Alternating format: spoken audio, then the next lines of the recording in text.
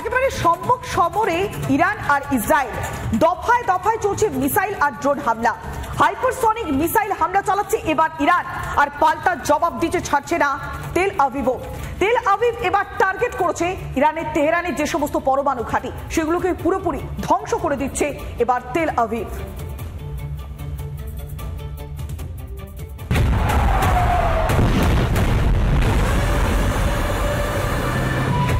ইসরায়েলে ফের হামলা চালালো ইরান।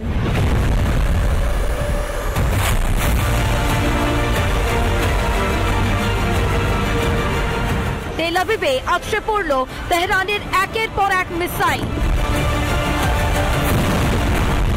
এবার ইসরায়েলে হাইপারসনিক মিসাইল হামলা চালালো ইরান। হামলায় ফাতাহ মিসাইল ব্যবহার ইরানের। ইসরায়েলের তেল আভিভে লাগাতার হামলা ইরানের। তীব্র গোলাবর্ষণ ও মিসাইল হামলায় কার্যত ধ্বংসস্তূপ তেল আভিভ। ইসরায়েলের পরমাণু কেন্দ্রেও হামলা করে ইরান। ইসরায়েলের ডিমোনা পরমাণু কেন্দ্রে পরপর মিসাইল হামলা ইরান সেনার। বন্দী করা হয়েছে ইসরায়েলের গোয়েন্দা সংস্থা মোসাদের এজেন্টকে। ভিডিও প্রকাশ করে দাবি আইআরজিসি। কোন অংশে পিছিয়ে নেই নেতানিয়াহুর সেনাবাহিনীও। ইরানের একাধিক পারমাণবিক ঘাঁটি টার্গেট করে ইসরায়েল। ফর্দো পারমাণবিক ঘাঁটিতে হামলার ছক ইসরায়েল ডিফেন্স ফোর্সের।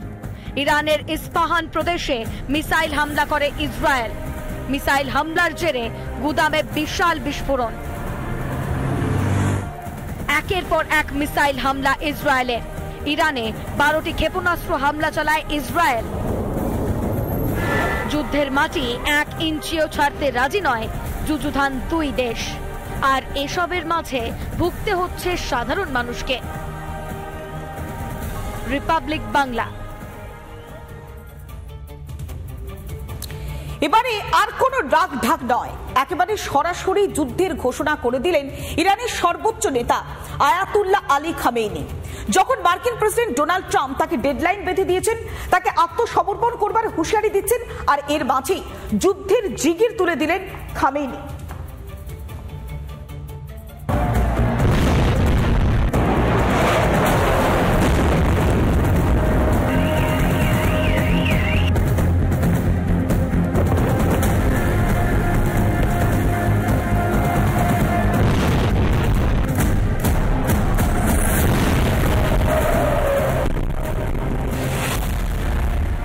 ইসরায়েল ইরান যুদ্ধে এবার খামেনেইকে সরাসরি হুঁশিয়ারি আমেরিকার।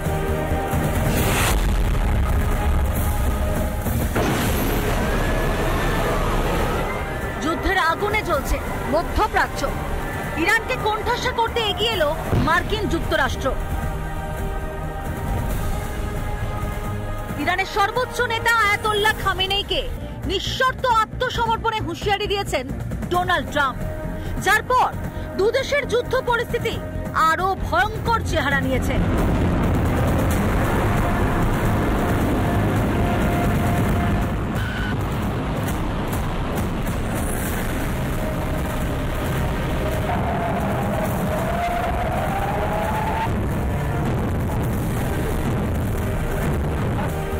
ট্রাম্পের দাবি খামেনেই কোথায় লুকিয়ে আছে তা বিলক্ষণ জানে আমেরিকা।